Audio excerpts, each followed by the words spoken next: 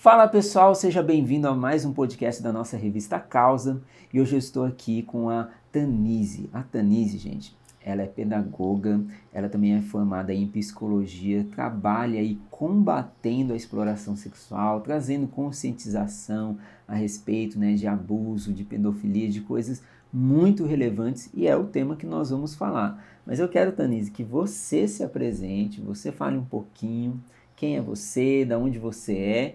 E como foi, já a primeira pergunta, que você começou a trabalhar com isso? Por quê, né? Tudo bem com vocês, Gabriel? É uma honra estar aqui. Primeiro, eu quero Para agradecer esse nós também, com espaço, certeza. porque de fato é um assunto tão importante, tão urgente, que nós precisamos erguer a nossa voz em favor desses que não podem se defender. Então, eu sou a Tanise, eu vim de Porto Alegre, Rio Grande do Sul, estou passando alguns dias aqui na cidade de Dourados, no Mato Grosso do Sul. E hoje eu atuo na prevenção ao abuso sexual e na exploração sexual infantil. E como iniciou esse trabalho? Eu sou, então, pedagoga, essa é a minha formação Uhum. inicial, e eu fiz um pós em psicopedagogia, e logo que eu comecei a atuar, o meu primeiro caso, ainda no estágio, foi um abuso sexual infantil, e isso me intrigou muito na época, porque é um assunto tão difícil de lidar, tão caro, né, para a gente poder trabalhar, e eu comecei, então, a buscar algumas especializações na área, entender um pouquinho mais sobre a dinâmica do abuso, né? E então eu fui em busca de conhecimento. E eu atuei há alguns anos em casas lares lá no Rio Grande do Sul, onde de 10 atendimentos eu costumo brincar que de 10, 11 eram abuso, né? Então era uma demanda muito forte e que eu realmente precisei buscar muito auxílio, né? Muito aprendizado para lidar com aquela demanda que surgia. Então eu fui para a área, comecei a estudar e comecei a me envolver em alguns projetos locais. E hoje eu atuo muito numa lei que chama Maio Laranja, que é uma campanha nacional que ocorre no mês de maio, né? Todo mês de maio. Então, o dia 18 de maio, nós tínhamos como dia D o dia de combate ao abuso e à exploração sexual infantil. E essa data, Gabriel, ela vem de uma morte, né, de um caso chamado Araceli Crespo, que é uma menininha, uma garotinha no Espírito Santo. Essa menina foi raptada e teve todos os seus direitos violados, e até hoje esse caso não teve solução. Nossa. E então Ela chegou a morrer? sim, né? Ela foi encontrada 6 dias depois por sua família sem vida. E então esse caso marcou essa data nacional, porque chocou o Brasil na época. Então, dia 18 de maio não é um dia de comemoração, mas é um dia para que nós possamos falar sobre o tema e trazer a conscientização, né? Porque depois do caso da Araceli, nós tivemos tantas outras Aracelis no Brasil todo. Então, a lei do Maio Laranja, ela deu uma ampliada para a gente. Então, hoje, a lei do Maio Laranja, a gente consegue entrar nas escolas, em várias outras instituições, para trabalhar esse tema um mês inteiro. Eu costumo dizer que, para mim, todo dia é laranja, né? Tô sempre com Sim. alguma coisa fazendo referência ao laranja, porque todos os dias nós precisamos trabalhar nessa prevenção. Uhum. Sim. E deixa eu te perguntar, você então começou, quantos anos mais ou menos? Desculpa. Tem mais ou menos uns 14 anos que eu 14 anos. atuo já nessa área. Então, nesse tempo você teve assim um contexto de todo o Brasil, né? Eu queria que você falasse um pouco sobre um tema que está em alta, né?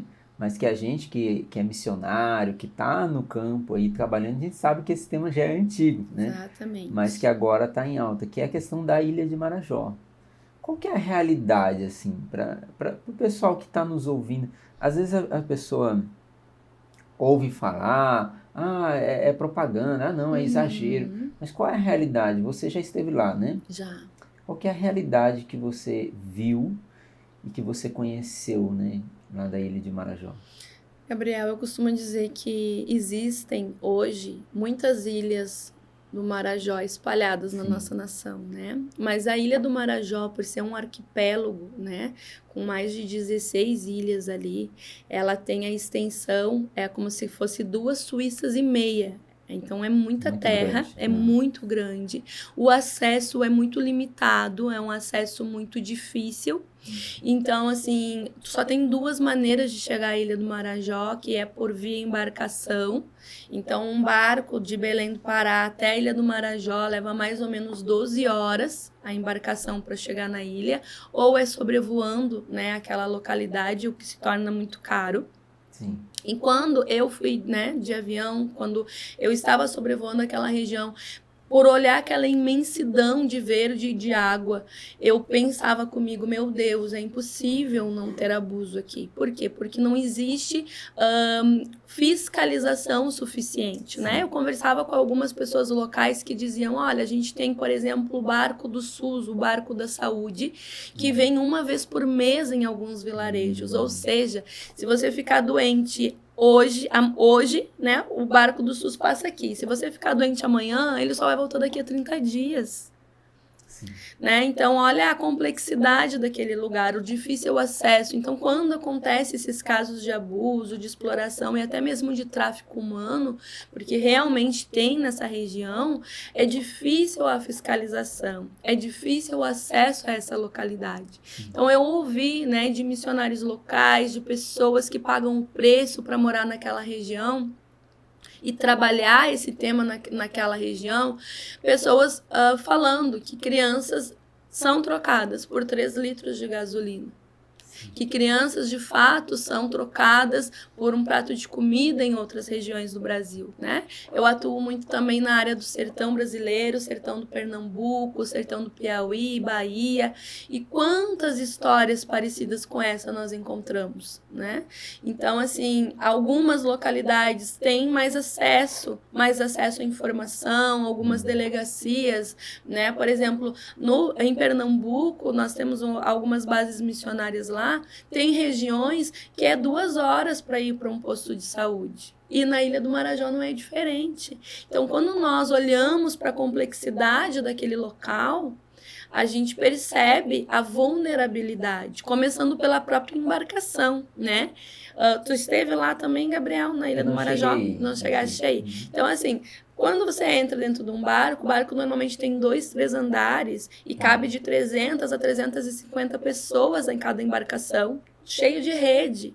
Então, começa a vulnerabilidade por aí. Imagina aquelas crianças, né? Muitas crianças fazem essa viagem, 12 horas correndo pelo barco, brincando com 350 pessoas a bordo.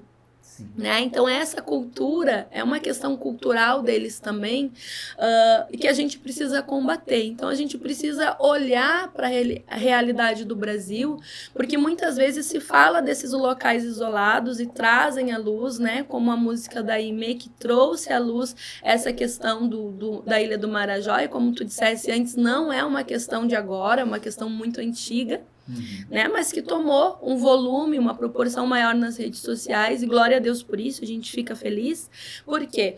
Porque o Brasil hoje, Gabriel, para a gente começar a compreender esse contexto, o Brasil hoje ocupa o 2º lugar no ranking mundial de exploração sexual infantil.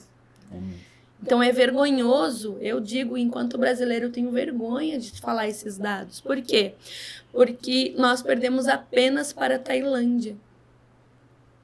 Então, entender que nós moramos em uma nação que explora suas crianças, e quando nós falamos de abuso e exploração sexual, qual é a diferença, né? A diferença é que o abuso é qualquer ato libidinoso com uma criança menor de 14 anos, é considerado hoje na nossa lei de estupro de vulnerável, mas a exploração sexual é quando tem uma moeda de troca, seja ela um valor monetário, um prato de comida, gasolina ou qualquer outro recurso que seja trocado por esses favores sexuais. Então, pensar que nós moramos numa nação que ocupa o 2º lugar no ranking mundial é muito triste, né? O Brasil hoje ocupa também um lugar, né, 4º lugar no ranking mundial de casamentos infantis. E aí nós precisamos pensar o que é isso dentro dessa nação, que é onde nós viajamos por vários espaços e contextos, nós encontramos isso como uma cultura local. Sim. De crianças que casam com 12, com 13, com 14 anos de idade. Esses dias eu recebi uma mensagem de um grupo de missionários que atua no sertão brasileiro, né, um grupo chamado Home of Joy, um projeto lindo que atua lá. E eles relataram pra gente de uma menina de 12 anos que estava separada, que foi abandonada pelo esposo. Você consegue entender isso, né? 12 anos. Então, assim, 12 anos, pela nossa lei, é criança. Deveria estar brincando, deveria estar, né, com os seus direitos plenos de frequentar a escola, ter uma moradia digna, uma família protetora. E nós estamos com essas realidades no Brasil todo. E deixa eu te perguntar sobre... nós entendemos que, então, nós temos essa situação. E uma coisa assim que eu acho que é consenso é saber que o governo não vai dar conta de tudo isso, né? E às vezes nem é foco, infelizmente, né? Mas como você vê hoje, de forma realista mesmo, como a igreja tem se posicionado assim, num contexto geral, assim, né? Claro, a gente tem vários contextos. Eu queria que você falasse um pouco sobre isso. Qual que é o papel da igreja? Como ela tem se posicionado? E o que ela pode melhorar, né, para combater isso, que às vezes também, só assim, complementando, às vezes a igreja até tem uma noção do que acontece, mas não sabe o que fazer. Tipo, vê acontecendo, e agora, o que eu faço? Para onde que eu levo? O que eu denuncio, né? Acho que a palavra do Senhor nos diz, né, que o povo de Deus peca por falta de conhecimento. Mas eu consigo compreender, sabe, Gabriel, quando eu estive principalmente na Ilha do Marajó, que é um lugar, como eu falei, com uma geografia tão afastada, tão complexa. E quando eu passava assim naqueles iguarapés, naquelas ilhas, né, eu conseguia visualizar todas aquelas casinhas de palafita, né, muita água, muito verde, né, porque a Ilha do Marajó ela fica dentro da Transamazônica, né, ela faz parte desse complexo. Então eu consegui ver, sabe o quê? Igrejas lá, né, onde eu achava que eu não ia encontrar nada, encontrava uma igreja implantada. Então, assim, o que a igreja tem para fazer? Eu acho que, num primeiro momento, a igreja se isentou muito desse assunto. A igreja, ela não falava sobre sexualidade. A igreja achou que isso não era um assunto a ser debatido. Por muito tempo, a igreja, como um todo, né? Tô falando, a igreja, no geral, ela se isentou desse assunto. E aonde a igreja não avança, as trevas avançam. Sim. Então, hoje, o que eu penso que a igreja pode fazer mais é abrir as portas para que seja discutido esse assunto, para que, de fato, haja treinamento para os missionários, para as igrejas locais, principalmente disso, né? O que eu faço? O que eu faço quando eu ouço algum relato, quando eu escuto algo de uma criança? Qual que é o caminho? Eu preciso denunciar? A igreja tem esse papel? Sim, a igreja tem esse papel. Dentro da sociedade, a igreja, ela tem um papel que o governo não vai dar conta de tudo. É óbvio que o governo não dá, né? Essa é a prova que... Olha os números, nós temos números gigantescos na nossa nação. Pesquisas, Gabriel, relatam, né, afirmam que 10% de todos os casos são notificados, apenas 10% chegam às autoridades. Então, só para vocês terem uma noção, o Anuário de Segurança Pública de 2023 publicou que nós tivemos um aumento recorde na questão de violência sexual infantil e que nós tivemos quase 75 mil denúncias. Então, o que significa 75 mil denúncias? 10% de tudo que ocorre. Se nós tivemos 75 mil denúncias, então podemos afirmar que tivemos quase 750 mil casos de abuso e exploração infantil. E falando assim, ainda nesse contexto, quando a igreja se posiciona, né, há uma resposta, né? Por exemplo, você comentou, acho que no off, né, que o Maio Laranja foi uma iniciativa de uma igreja, né? Exatamente. Então, olha que forte isso. A igreja se posicionou e criou, né, aí uma lei, né? Exatamente. Eu tenho até um amigo meu, o missionário Liminha, que ele trabalha contra tráfico humano, né? E ele tem trabalhado para trazer leis de conscientização de combate ao tráfico humano. Então, dessa mesma medida, em algumas cidades eles já conseguiram implantar essas leis, mas é possível expandir, né, essas coisas, né? E você tinha comentado até que o Maio Laranja é uma porta aberta para as igrejas, né? Exatamente. Porque, na verdade, assim, o Maio Laranja foi um projeto, uma iniciativa de uma igreja, que começou a tomar um corpo maior e virou uma lei federal. Hoje, a Lei Maio Laranja, né, nos dá essa amplitude de trabalharmos nas escolas e em várias instituições esse tema com respaldo de lei. E por que eu vejo que é tão importante, né, a questão da igreja?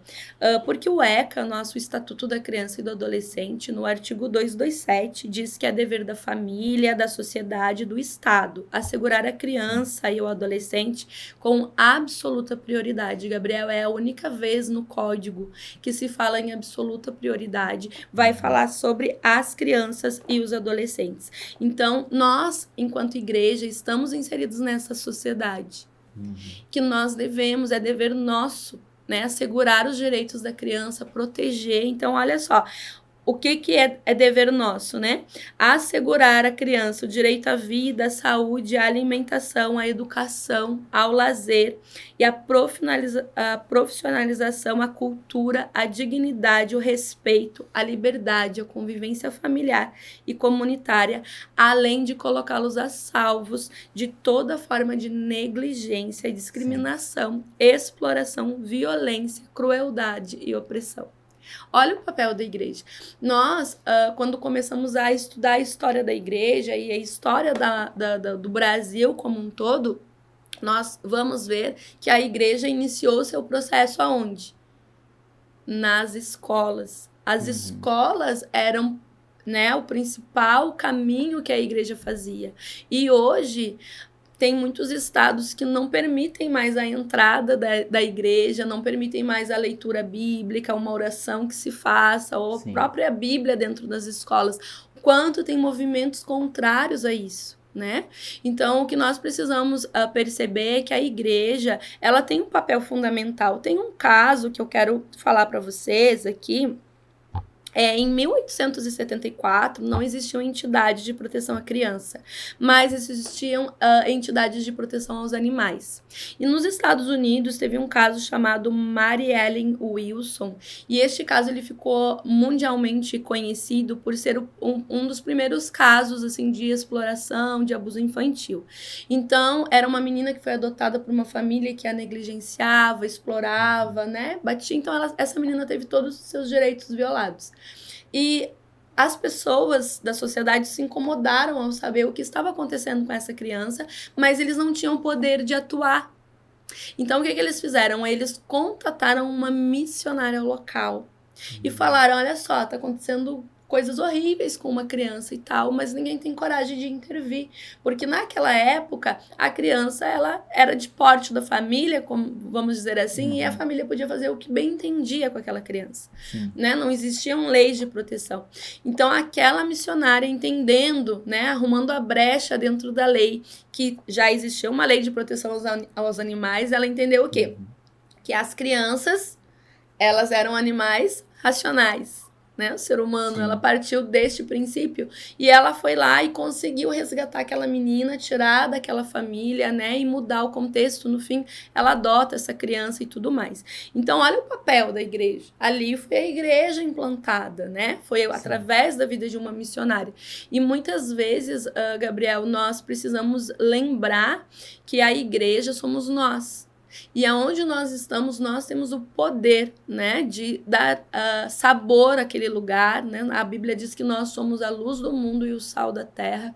Então, nós precisamos lembrar disso, que nós temos esse papel dentro da sociedade, de trazer a luz, né, de poder mudar a realidade de muitas pessoas, através da palavra de Deus.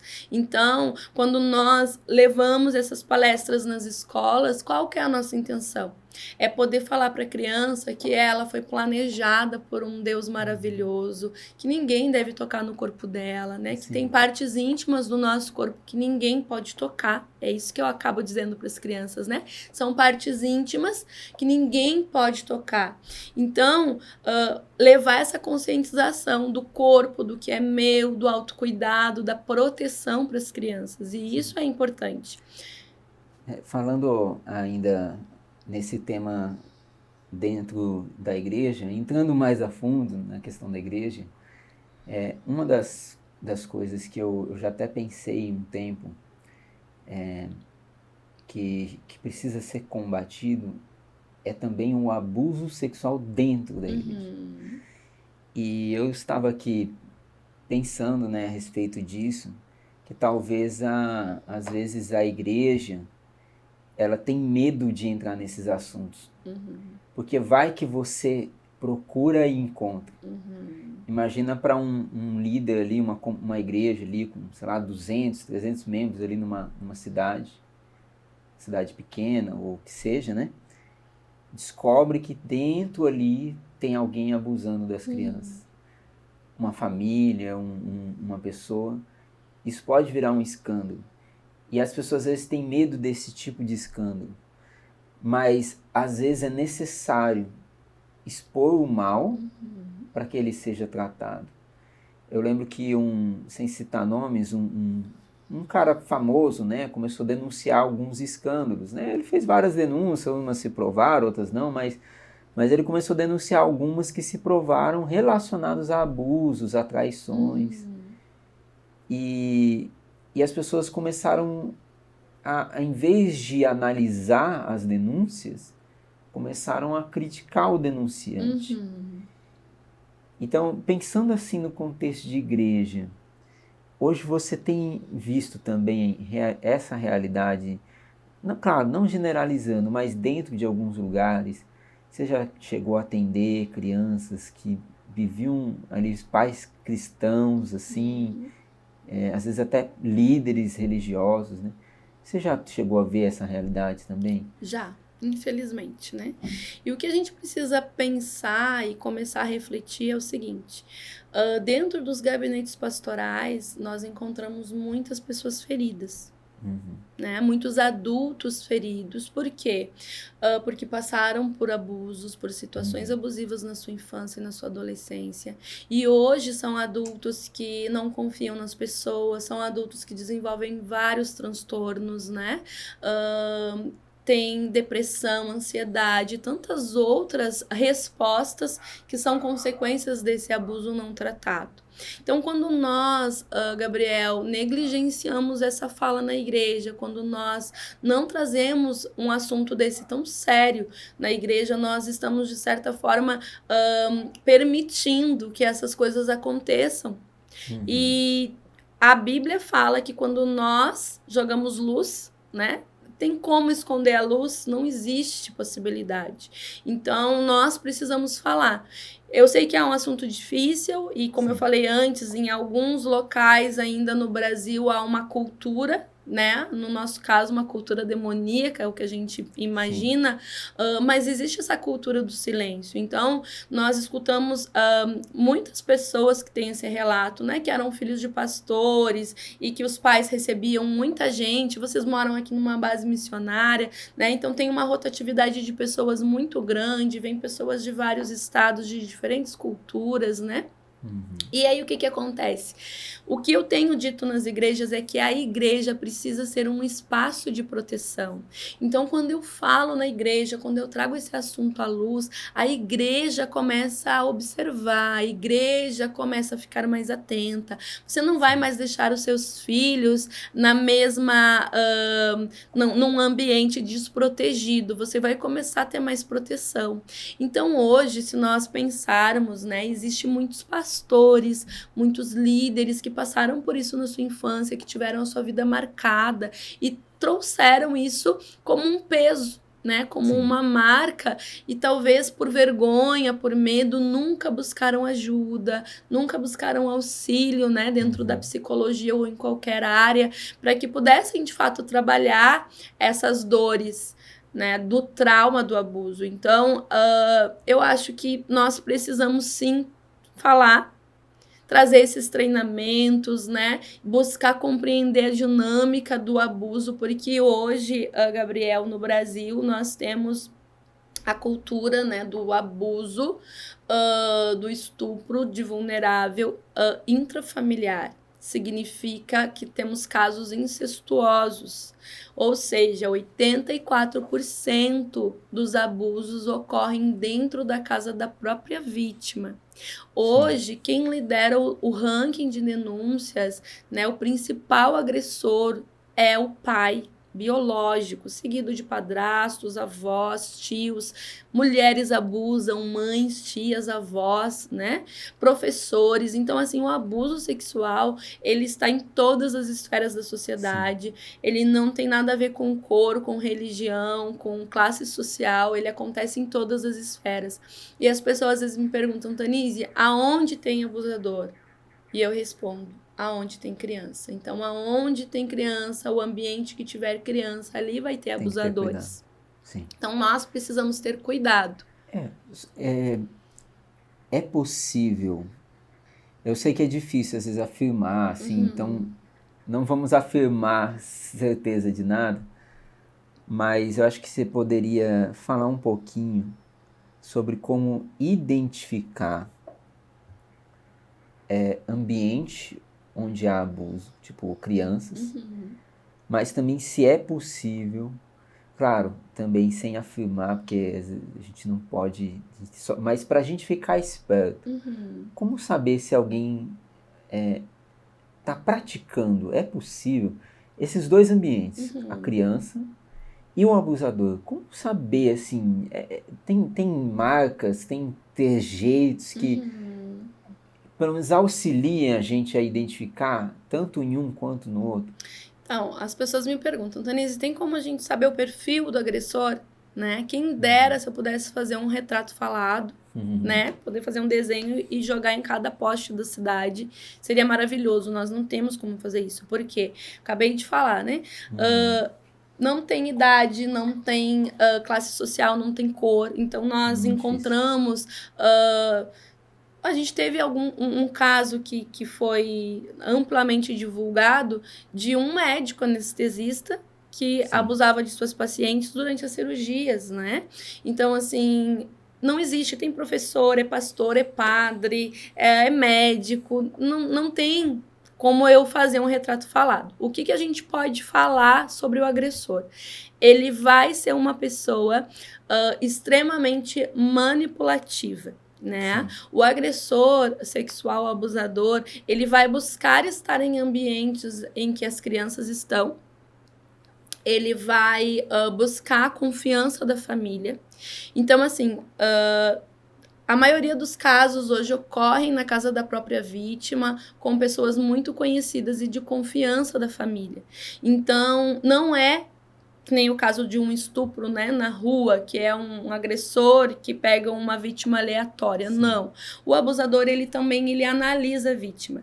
Nós temos um vídeo que circula muito na internet, né, que é uma entrevista com um abusador e é questionado para ele, você analisava a vítima antes de cometer os atos? E ele disse, eu até observava, mas eu observava muito mais a família. Se o pai era perigoso, eu não chegava perto. Então, eu digo para os pais sejam perigosos para defender seus filhos. Por quê? Porque quando ele entende que aquela criança é vulnerável, que aquela criança está, né, mais sozinha, fica em ambientes sozinhos, por exemplo, aquela criança que é a última a ser buscada na escola, que é a última a sair, né, que fica muito tempo vulnerável, o abusador, ele tem esse feeling, né? Ele vai observar essa criança, ele vai perceber a rotina dessa criança. Então, eu sempre digo para os pais que toda atenção é pouca. Por quê? Porque nós, dentro da nossa casa, com os nossos filhos, nós cercamos as nossas crianças com as pessoas do nosso convívio. E aquelas pessoas, a gente não vai desconfiar. A gente acha que aquelas pessoas são boas, né? Que aquelas pessoas vão tratar bem os nossos filhos. Mas quando na realidade eles estão ali justamente para cometer o abuso. Tem uma amiga minha que também atua na área e ela me relatou uma vez um caso que foi o seguinte. Ela, quando era pequena, passou por um abuso sexual e ela disse que sabe como que ela passava esses abusos? Na hora do almoço de domingo. Sentava todo mundo à mesa, o pai sentava na frente dela, ela sentava do lado do agressor, e esse agressor manipulava ela por baixo da toalha, na frente do pai. Nossa. Então, assim, são situações que nós jamais vamos perceber. E olha como eles são, né? Então, por exemplo, eu sempre falo para os pais, tem alguns vídeos lá no meu Instagram, né? De algumas dicas. No aumento, assim, tipo, na época de Natal, de festividades de final de ano, no Carnaval, nós temos um aumento expressivo de casos de abuso ocorrendo. Então, a gente dá as dicas que é a seguinte: quando você recebe visita na sua casa, não deixa seu filho dormir, né? Antigamente era mais comum isso, né? Aquela cama com todos os primos dormindo junto. Sim. E vem parentes que a gente não vê há muito tempo e dorme todo mundo meio amontoado, né? Então, durma com seu filho, coloque o seu filho sempre a salvo, sempre aos seus cuidados. Você vai dar uma carona para alguém no seu carro, seu filho tá na cadeirinha ou tá no banco de trás, aonde que deve ir a visita que você tá, né? O caroneiro tem que ir com você no banco da frente. Porque enquanto você conversa com as luzes apagadas, né? O que o abusador tá fazendo? Muitas vezes ele aproveita esse momento para abusar do seu filho durante a sua carona. E a gente não vai perceber. Então, ambiente seguro é um ambiente que protege a criança.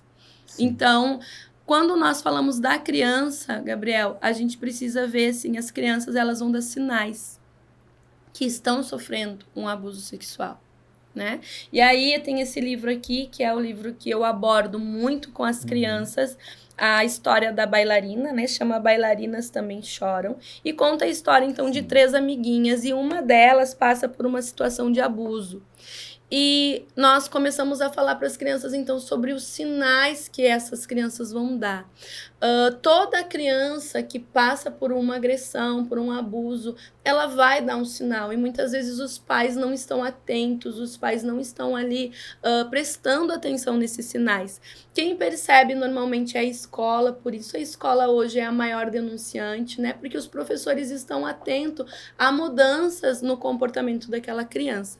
Então, o primeiro grande sinal que a criança vai dar é a mudança no comportamento. Aquela criança que era muito ativa e começa a ficar mais reclusa, aquela criança que era bem dócil e começa a ficar mais agressiva, que gostava de frequentar determinados lugares e agora não quer ir mais, né? Tem que ficar atenta a esses sinais, né? Tipo assim, de repente a criança gostava de uma pessoa e não de gosta repente mais. não gosta mais. Ou começa a reclamar, não gosto do abraço, o abraço dessa pessoa dói, né? Ou começa a ficar se sentindo desconfortável. Muitas vezes os pais questionam, cumprimenta fulano, vai dar um beijo, né? Vai dar um abraço na pessoa. Então não insistam com isso, né? Porque a criança, muitas vezes ela não sabe o que é um abuso sexual, mas ela sabe que aquilo não faz bem. Aquele, né? O abraço da pessoa, o olhar daquela pessoa, a criança começa a compreender isso. Então, a primeira grande mudança é no comportamento.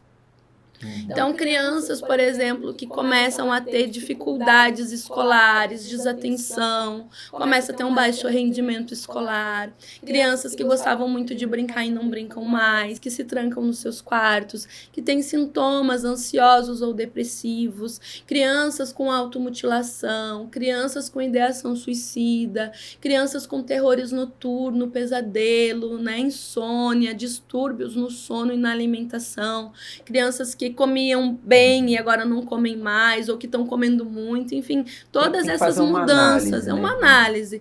É claro, tem gente que pergunta para mim assim, né, Gabriel, mas o meu filho tem 5 desses sintomas que você falou, será que ele está passando por abuso? Eu sempre digo, não sei, mas ele está sinalizando para você que algo não está bem, e que ele precisa de ajuda. às vezes não é um abuso sexual, mas pode ser outros tipos de ataques, né? Eu mesmo nunca sofri, assim, esse tipo de abuso. Mas eu lembro, assim, na 8ª série que tinha uma professora que era muito terrível comigo, assim, de xingar, sabe? Na época eu era criança, né? Xingar, você é burro, nananã. E aí, às vezes, os coleguinhas, então era mais um bullying pela própria professora. Sim. Então, assim, só que na época, né, como eu falei, eu era criança, então eu não entendia muito isso, né? Mas acho que também analisar, porque às vezes, mesmo que não seja um abuso, se ela está tendo esses sintomas, pode ser um bullying, pode ser um cyberbullying, que é, né, a gente está nessa época, pode ser alguma outra coisa também que possa estar acontecendo, né? Exatamente. De qualquer forma, merece atenção, né? E o que é importante a gente falar, já que tu entrou nessa área aí, né? A questão da internet, né, Gabriel? Hoje, as crianças estão tendo acesso às telas muito cedo e estão tendo acesso à pornografia muito cedo. Hoje a média do Brasil é que as crianças tenham seu primeiro acesso pornográfico aos 9 anos de idade. Temos crianças mais novas, eu já tive no consultório crianças de 6 anos viciadas em pornografia e masturbação, né, e de famílias cristãs. Então, assim, o que nós precisamos entender é que quando uma criança acessa pornografia no seu celular, essa criança também está sofrendo abuso. Também é um abuso. É um abuso. Por quê? Porque ela não tem condições emocionais, nem cognitivas, nem neurológicas para lidar com aquilo que ela está assistindo. Ela não consegue processar. E a pornografia, ela muda, ela modifica o cérebro. Né? Já tem pesquisas que dizem que ela diminui a massa encefálica, ela leva a pessoa que consome pornografia a um estágio de desenvolvimento anterior cerebral. E ela é um vício, ela atua na mesma área que as drogas, né? Ela ativa o sistema de recompensa, a dopamina. Então, assim, quanto mais eu consumo, mais eu quero. Né? E nós temos crianças viciadas tanto em tecnologia quanto em pornografia. Sim. E isso vai gerar um adulto. Por que será que nós estamos numa geração tão ansiosa, tão depressiva, uma geração que não consegue lidar com seus sentimentos, uma geração que não consegue lidar com a frustração e com o tédio? Né? Então, nós estamos vivendo, de fato, com uma geração que precisa de auxílio. E aí, eu quero pegar aí o teu testemunho, né, que tu trouxeste, para a gente trabalhar nesse contexto da própria igreja. Eu até comentei isso na palestra que eu fiz para os pais numa escola particular aqui, né, em Dourados, que foi o seguinte: teve um vídeo que circulou muito na internet, eu não sei se vocês tiveram acesso a ele, mas era um rapaz, né, um jovem rapaz, que ele estava andando de moto e a sua moto estragou num dia de chuva. E aí ele filma, né, aquele perrengue todo que ele tá vivendo e ele diz: meu Deus, eu tô aqui numa zica, minha vida não vai para frente, nem vai para trás, eu não tenho nem dinheiro para chamar alguém, para arrumar minha moto, tô aqui preso na estrada. E aí ele faz um comentário muito interessante, que é o seguinte: professora Aline, eu não sei aonde a senhora tá, mas pelo amor de Deus, tira a praga que você rogou em mim. Nossa. Aí ele relata que quando ele era pequeno, ele fez, né, cocô nas calças durante a aula da prof, e a prof ficou com raiva dele e tal, e ele, olha só, como é sério, ele lembrou num momento de desespero que alguém que tinha poder e influência sobre a vida dele, é uma autoridade, falou algo, declarou algo sobre a vida dele. Foi muito comentado, foi muito engraçado a maneira que ele trouxe, então muita gente riu e repercutiu dessa forma. Mas eu comecei a ver aquele vídeo e na hora me deu um temor muito grande, sabe, Gabriel? A autoridade que nós temos. Nós temos a autoridade enquanto professores, enquanto missionários, né? Enquanto líderes eclesiásticos, de poder profetizar e declarar na vida das pessoas.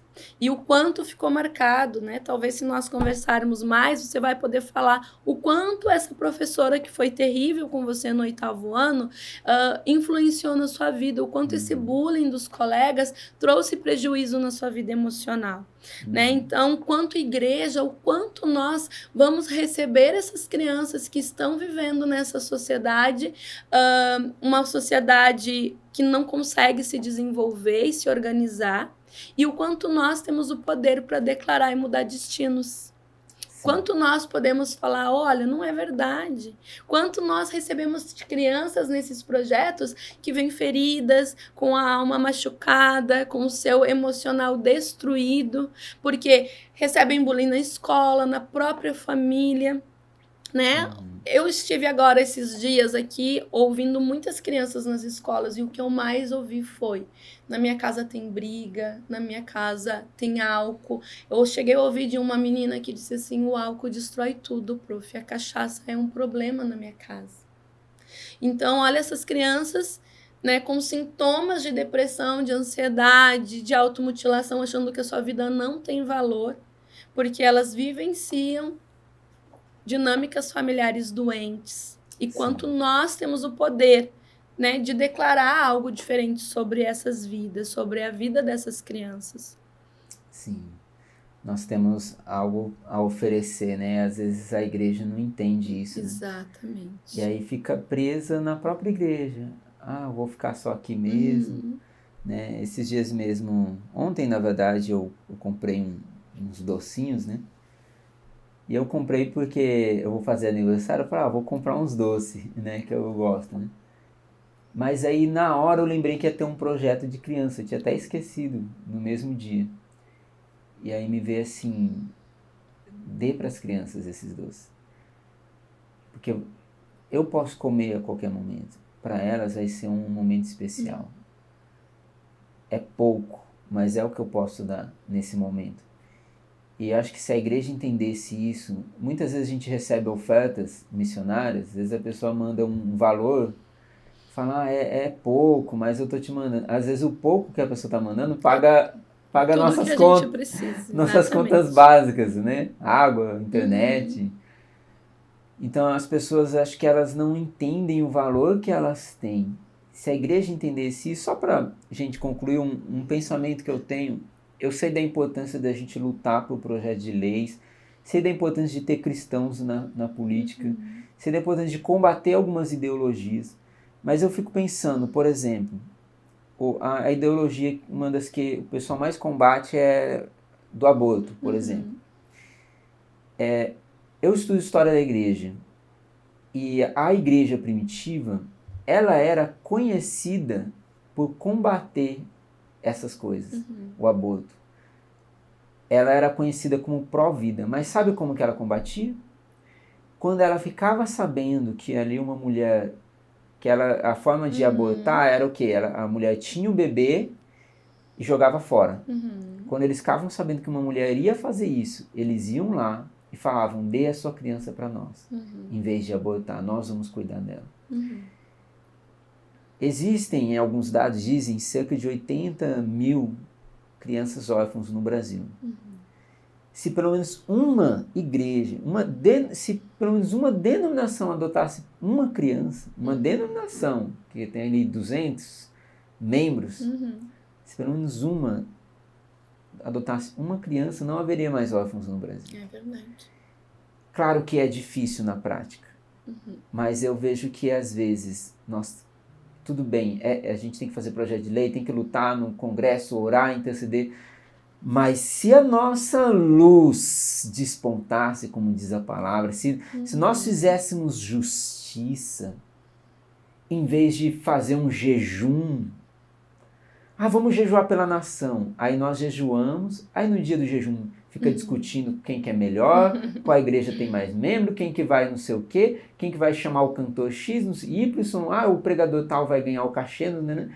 A preocupação, eu vou fazer um evento, vou pagar 50 mil para trazer um cantor, para gerar recurso. O que a palavra diz, Isaías? O jejum de vocês tem que ser o quê?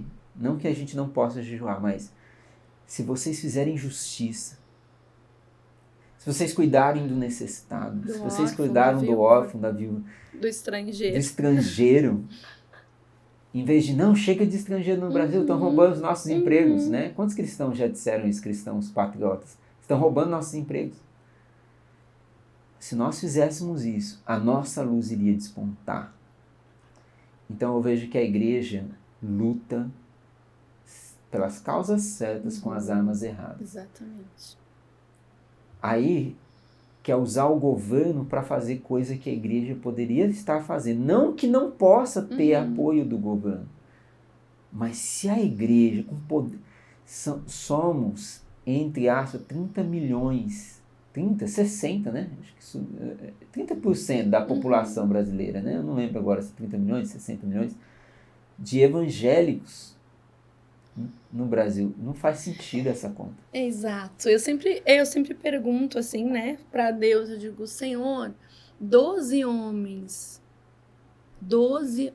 saíram e fizeram o evangelho chegar até nós. Sim. E nós, com esse tanto de gente, esse número, ainda que seja de 30 ou 60, não importa, mas nós temos um muito maior que 12. Sim. E o que nós temos feito? O que nós estamos alcançando? E eu quero falar, assim, ó, Gabriel, um pouquinho do meu testemunho para as pessoas entenderem. Eu nasci em um lar muito desorganizado, vamos dizer assim, né? Um lar que precisava de muito auxílio. Vim de uma família de alcoólatra e de uma família que trabalhava com muito ocultismo, né? Espiritismo, enfim, religiões de matrizes africanas. E minha avó era mãe de santo, né? Só para vocês terem uma ideia. Então, assim, ninguém conhecia o evangelho na minha casa. E eu vim de uma família com muitas dificuldades, né? Onde o álcool, como a menininha de ontem falou, onde o álcool, ele tinha liberdade para destruir o meu lar. Sim. E os meus pais se separaram, eu tinha apenas 6 anos. Eu passei por um abuso sexual na minha infância. E isso destruiu muito da minha personalidade, do meu caráter, né? Isso realmente trouxe marcas que eu levei para minha vida toda e foi muito difícil e demorado esse processo de cura e de compreender o que aquilo tinha acontecido. Mas aos 9 anos de idade, Gabriel, bateu no meu portão um grupo de missionários. Eles faziam um projeto, né, na comunidade na qual eu morava. E esse projeto era o quê? Eles levavam as crianças para a igreja e lá eles ministravam a palavra, a gente brincava, tinha um lanche. E esse projeto, ele ocorreu há alguns anos ali na minha região. E eu frequentei esse projeto dos 9 anos, mais ou menos, até meus 13, 14 anos. E eu conheci Jesus ali, eu aceitei Jesus ali aos 9 anos. Porém, a minha família, como eu disse, não era cristã, ninguém conhecia e ninguém incentivava muito as minhas idas a esse projeto ou à igreja. Quando esse projeto, esses missionários locais, eles foram consagrados a pastores, enfim, foram enviados para outros lugares, esse projeto acabou bem nessa época em que eu estava entrando na adolescência, uma época tão difícil, né? Então eu fui para o mundo e provei de tudo que o mundo pode oferecer. Mas aos 22 anos eu tive um reencontro com o Senhor, né? E foi quando eu entreguei a minha vida de fato para Deus e o Senhor começou a transformar a minha história. Eu passei por bullying na minha infância, né? Eu tive um problema muito sério com uma professora de matemática que me expôs na frente dos colegas dizendo que eu era burra. Então, eu tinha várias questões que eu guardava no meu coração e eu não sabia o quanto isso tinha atrapalhado o meu emocional. Mas quando eu comecei a caminhar com o Senhor e o Senhor começou a trabalhar na minha vida, eu comecei a entender o que tinha acontecido comigo. E quando eu iniciei esse trabalho com as crianças, quando eu comecei a buscar a minha formação, eu sempre dizia para Deus, Gabriel, Senhor, se vai servir de algo para o teu reino, então me sustenta aqui. Então as coisas foram acontecendo porque eu creio que Deus foi me conduzindo em todo esse processo. E há alguns anos atrás eu fui consagrada na minha igreja, né, aspirante ao ministério pastoral, e na primeira fila tinha um pastor lá e ele chorava muito. Ele me abraçou, né, muito emocionado, e ele disse para mim assim, eu nunca imaginei que aquela guriazinha, tão magricela que estava no portão, ia se tornar uma árvore com tantos lindos frutos. Então ele disse, jamais imaginei que tu ia escrever histórias, que essas histórias iam acontecer e iam impactar a vida de tantas crianças. Então, Gabriel, nós precisamos olhar para as nossas crianças sabendo que elas vão crescer Elas vão ocupar espaços nessa sociedade, elas vão ser mestres, evangelistas, pastores, missionários, mas elas também vão ser médicos, advogados, professores, né? Elas vão estar em todas as esferas. E nós precisamos semear. Nós não sabemos como vai ser a nossa semente, o que ela vai se tornar, mas nós precisamos semear. Sim. Então, que a igreja não se cale. O que essas famílias, o que eu vejo hoje quando nós adentramos dentro das escolas e temos acesso a tantas famílias, tantas histórias tão tristes, eu percebo o seguinte: a igreja tem o poder para transformar. Sim. A igreja tem o poder de mudar. Então, o meu apelo aqui para quem está assistindo esse podcast é: faça a sua parte, não esmoreça. Quando nós estamos cansados, nós precisamos descansar e não desistir, e que nós possamos avançar no cuidado e na proteção das nossas crianças, que nós não venhamos a negligenciar aquilo que o Senhor colocou como ferramenta nas nossas mãos, e que nós possamos sim fazer como Provérbios 31 fala, erguer a nossa voz em favor daqueles que não podem se defender, que nós possamos ser sal, que nós possamos ser luz, e que nós possamos apresentar Jesus e a transformação que o Evangelho traz. Que nós possamos ser esses agentes, né, de transformação, que nós possamos ser essas pessoas que realmente trazem as boas novas. Sim. Eu queria que você falasse, para a gente poder encerrar, do seu projeto, né? Esses livros, achei muito bonito, muito legal. Vou mostrar aqui, pega aí para mostrar aqui também. São livros, então, que você falou que ele tem um propósito missionário, mas tem também, no sentido, fala missionário, tanto no sentido de levar a missão, mas também no sentido de levantar recursos para a missão, né?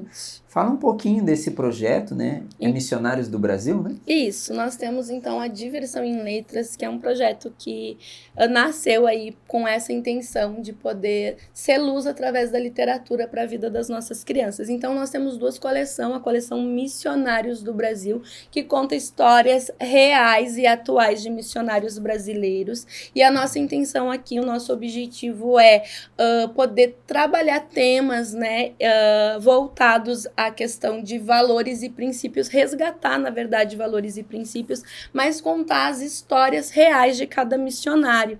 Então, as crianças têm acesso ao testemunho que tanto impactam as nossas vidas quando nós ouvimos, e também tem como achar um missionário, quem é esse missionário. Então, a gente vai falar de todos os missionários.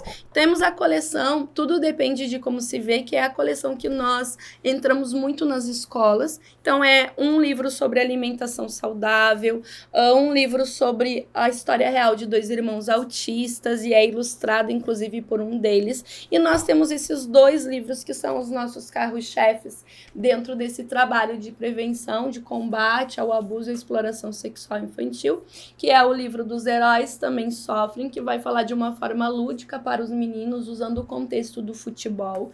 E o queridinho aí, que já alcançou mais de 35 mil exemplares para a honra e glória do nome de Jesus, que é o livro Bailarinas Também Choram. E esse livro, Gabriel, esses 2, eles são distribuídos gratuitamente. Legal. E através de parceiros voluntários que imprimem, que pagam por esse projeto. Então, às vezes as pessoas me ligam: Denise, eu quero material gratuito. A gente só tem esse material gratuito se a gente tiver um parceiro para poder gerar esse material, porque ele tem um custo, né? Então, tem empresários, ONGs, igrejas e parlamentares que têm investido nesse material, que têm feito, né, as tiragens para a distribuição gratuita. Então, se você é uma dessas pessoas que pode contribuir para que esse material alcance vidas, por favor, entre em contato conosco através do @Diversão em Letras ou através do da minha rede social, que é @Tanise Stein. Você pode nos contatar. Será realmente um material, uma ferramenta na mão das crianças, porque nós não distribuímos esse material assim, sem uma intenção. Sim. Normalmente esse material ele é distribuído após uma palestra, após uma formação. A criança ouviu a história, compreendeu os canais de denúncia, os sinais que essa criança apresenta. Então, a gente faz a distribuição desse material. Quanto aos livros dos missionários, como que a gente tenta trabalhar, e esse é o nosso objetivo, que esse livro também levante recurso para o missionário local. Então, o missionário, nós, por exemplo, aqui temos a história que foi a primeira história missionária, Lelê, a missionária de Dourados, né? Nasceu aqui em Dourados, Mato Grosso do Sul, e dedicou 30 anos da sua vida em solo gaúcho como missionária. Então, nós fazemos a impressão, não tem custo nenhum para o missionário, ele não tem nenhum gasto, nenhum investimento, e cada tiragem que nós fazemos do livro, o missionário ganha 100 unidades. A gente normalmente faz uma edição de 1.000, então a gente dá o dízimo para esse missionário, né? 100 unidades para que ele possa vender nas suas palestras, aonde ele for, ele possa gerar recurso também para ele. Outras bases missionárias também têm interesse, então a gente passa um valor diferenciado para o missionário, para que ele tenha, de fato, esse material como captação de recursos também para o seu trabalho missionário. Eu achei legal que tem também aqui a história do pastor Lucinho, né? Lucinho Barreto, da Batista da Lagoinha. E do Luiz Hermínio, né? Achei muito legal aqui. Pastor da Mevan, né? do Ministério Mevan, de Itajaí. Tem muitas histórias muito bonitas. Eu achei muito linda assim, a arte, que eu sou um pouco dessa área editorial também. Tô escrevendo um livro, acabei de registrar ele, falta só finalizar agora e publicar. Mas é um prazer para nós te receber aqui, tá? Na nossa base missionária, no nosso estúdio da revista Causa também. E quando você voltar, que a gente possa ter mais conversas também, né? Sobre esse tema. Acho que é um tema que sempre vai precisar ser dito, sempre vai precisar ser trabalhado, né? Eu queria que você desse suas considerações finais aí pro pessoal que está nos assistindo, se você quiser dizer alguma coisa. Gabriel, primeiro eu quero agradecer essa oportunidade, né? Uma honra estar aqui, poder conhecer o projeto de vocês e poder trazer esse tema à luz, né? Poder discutir um espaço onde a gente possa falar, de fato, como eu falei, não é um assunto legal de ouvir, não são coisas que nos deixam felizes, mas é um assunto urgente e necessário. E o meu apelo para você que está nos assistindo é: cuide das suas crianças, não negligencie o seu filho, cuidado, não terceirize o cuidado dos seus filhos e prestem atenção nas suas crianças. Eles vão dar sinais, eles vão pedir socorro e você é o adulto que deveria ser o adulto de confiança, o adulto que está aí para proteger o seu filho. Então essa é a minha dica aí para os pais, né? Protejam mesmo seus filhos, amem, eles são as nossas preciosidades, são presentes, herança do Senhor, e nós devemos de fato cuidar das crianças da nossa nação. Sim. É isso aí, pessoal. Obrigado por ter chegado até aqui. Se inscreva no canal, vou deixar o seu Instagram também aí na descrição, tá? Se você quiser acompanhar o trabalho da Tanise, vai estar o Instagram aí embaixo. E é isso, gente. Se inscreva no canal, compartilhe esse vídeo. É muito importante que essa informação chegue a mais pessoas. Não é só porque é um tema que precisa ser dito nas igrejas. Não, qualquer pessoa pode e precisa saber do que está sendo dito aqui. Precisa dessas informações. Então compartilha, você que tem amigos que são pais, que são professores, que têm algum contato com crianças ou mesmo que não tenha, mas que precisa saber dessa informação, porque é muito importante isso, tá bom? Obrigado, então. Muito obrigada. Deus abençoe.